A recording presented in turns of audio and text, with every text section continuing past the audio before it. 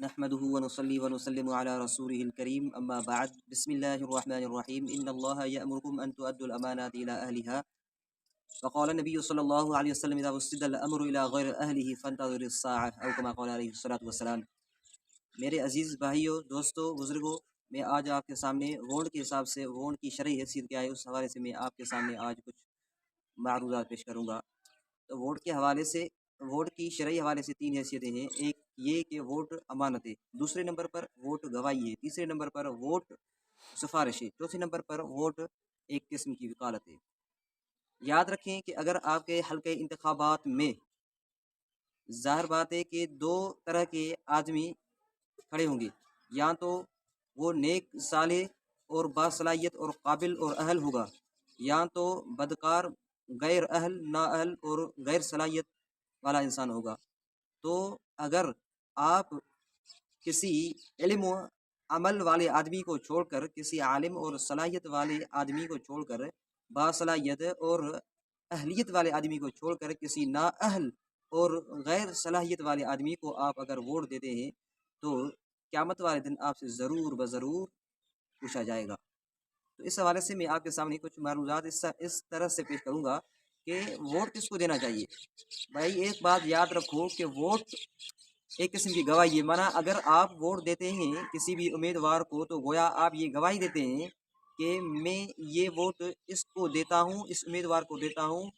اور اس بات کی گواہی دیتا ہوں کہ یہ امیدوار اس کام کے اہل ہے، یہ امیدوار اس امیدوار کو اس کام کی صلاحیت ہے، یہ اس کام کا اہل ہے۔ اگر یہ آگے چل کر کامیاب ہوا اور کامیاب ہونے کے بعد آپ کی گواہی کے برعکس نکلا تو اس صورت میں آپ کو قیامت والے دن سوال ہوگا، تو آپ سے پکڑ ہوگی۔ اور دوسرے نمبر پر یہ ہے کہ آپ اگر ووٹ دیتے ہیں تو ووٹ گویا کہ ایک سفارش کر رہے ہیں اس بات کی کہ میں جس امیدوار کو یہ ووٹ سپرد کر رہا ہوں تو وہ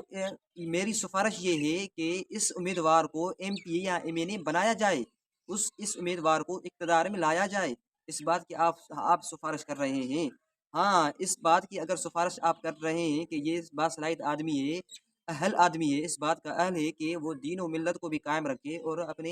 اپنے لوگوں کو، یہ قوم اور وطن کے جو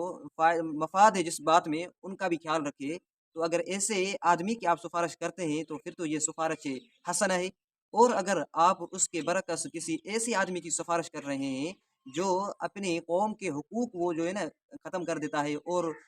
دھوکے باز ہے اور خیانت باز ہے، اور اس ایک کے علاوہ نااہل اور اس کے اندر کوئی صلاحیت نہیں ہے، اگر ایسے آدمی کو آپ ووٹ دیتے ہیں تو آپ سمجھ لیں کہ یہ بھی آپ کے لیے قیامت کے دن پکڑ کا سبب بنے گا۔ ہمارے مرشد سائیں عبدالکریم قریشی رحمہ اللہ کے پاس ایک آدمی آیا، اس نے آ کر کے کہا کہ سائیں ہمارے لیے دعا کریں۔ تو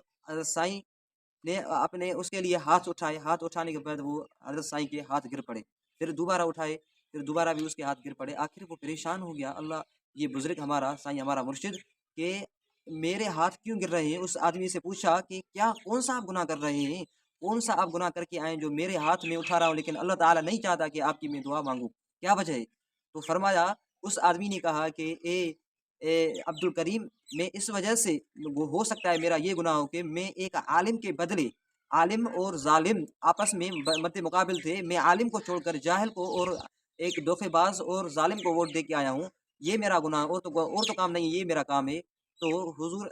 حضرت سائیں عبدالکریم بیر شریف والوں نے فرمایا کہ یہی تو گناہ ہے جس گناہ کی وجہ سے اللہ تعالیٰ یہ نہیں چاہتا کہ میرے ہاتھ تمہاری دعا کے لیے اٹھے۔ تو بھائی یہ سوچ سمجھ کر آپ کو آگے قدم اٹھانا ہے، سوچ سمجھ کر آپ کو ووٹ دینا ہے۔ کچھ لوگوں کا یہ خیال ہوتا ہے کہ جو ووٹ ایک سیاسی کھیل ہے، سیاسی تماشا ہے، ایسی بات کوئی بھی نہیں ہے۔ ووٹ دینا لازمی ہے،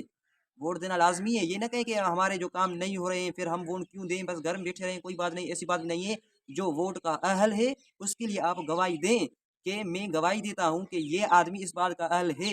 یہ علم و عمل والا آدمی اس بات کا اہل ہے۔ اگر آپ کی گواہی سے جو بھی کام بہترین اور اچھے کام ہوں گے تو اس میں آپ کا بھی ثواب ہوگا اگر وہ امیدوار کرتا ہے، اور اگر وہ امیدوار غلط کام کر رہا ہے، لوگوں کے قوم کے حقوق اگر وہ کھا لیتا ہے تو اس صورت میں آپ بھی گناہ گار ہوں گے اور آپ سے بھی جو ہے نا باعث پکڑ بنے گا قیامت والے دن۔ اللہ تعالیٰ اس پر عمل کرے۔